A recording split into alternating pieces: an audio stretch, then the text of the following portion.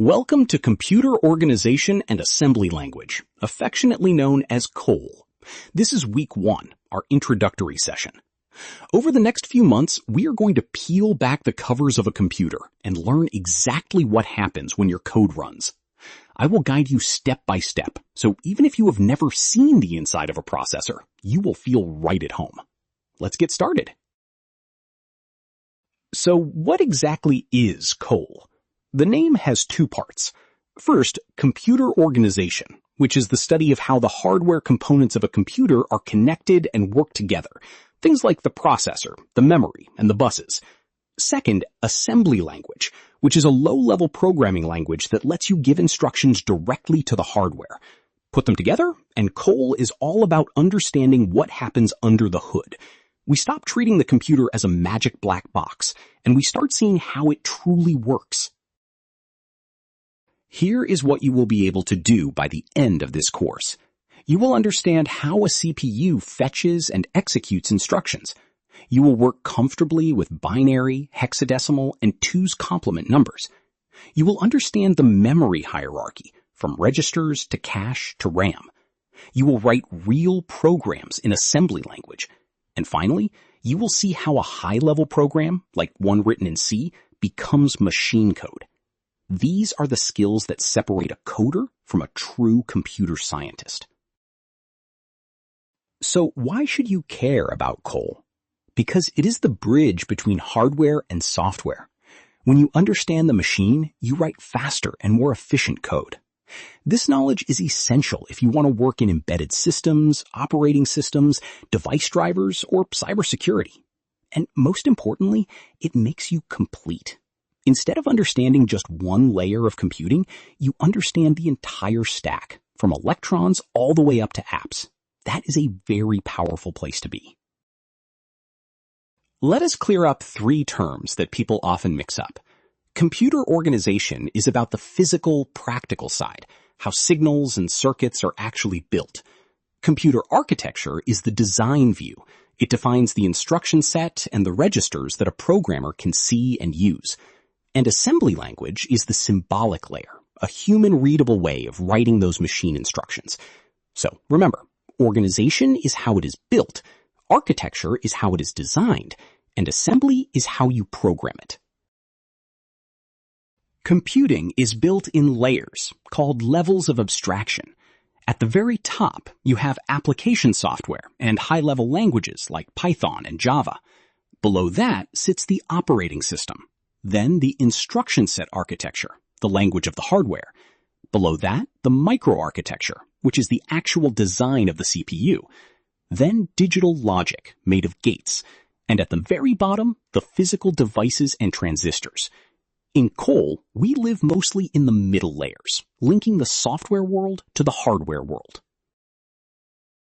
Now meet the most important idea of the week, the von Neumann architecture. It says a computer has 4 main parts: the CPU, the brain, which has a control unit, an ALU, and registers; memory, which stores both the program and the data; input and output devices, like your keyboard and screen; and the system bus, the highway that connects everything and carries addresses, data, and control signals. The genius of this model is the stored program concept. Instructions live in memory, just like data. Let us zoom in to the CPU. It has 3 star players. The control unit decodes each instruction and tells every other part what to do. The ALU, or arithmetic logic unit, performs all the math and logical operations, like adding and comparing. And registers are tiny, blazing fast storage spots right inside the chip, holding values the CPU is using right now, like the program counter and the instruction register. A clock ticks to keep everyone in step. We will explore each of these deeply in the coming weeks. Now let us talk about memory and data. The smallest unit of information is the bit, which is simply a 0 or a 1. 8 bits make 1 byte. Every location in memory has an address, just like a house number. And memory comes in a hierarchy. Registers are the fastest and smallest, then cache, then main memory, or RAM, And finally, storage, like your hard drive, which is slowest but holds the most. Remember this golden rule. At the bottom, everything, your photos, your music, your code, is just ones and zeros. Here is the big picture of how your program actually runs. You write source code, say in C. A compiler translates it into assembly. An assembler converts that into machine code, real ones and zeros, producing an object file. A linker combines the pieces together into a final executable. The loader then copies it into RAM. And finally, the CPU runs the fetch, decode, execute cycle over and over. This entire pipeline is exactly what we will demystify throughout COIL. A quick preview of our next topic, number systems. You already know decimal, base 10, using digits 0 through 9. Computers use binary, base 2, just 0 and 1. And programmers often use hexadecimal, base 16, because it is a neat, compact way to write binary. Here is a fun example. The decimal number 255 is written as 8 ones in binary and simply FF in hexadecimal. Next week, we will learn to convert between all of these and meet 2's complement for negative numbers. To wrap up, here is our roadmap. This week, introductions and architecture. Next, number systems and data representation. Then, Boolean logic and gates, followed by the basics of the instruction set architecture.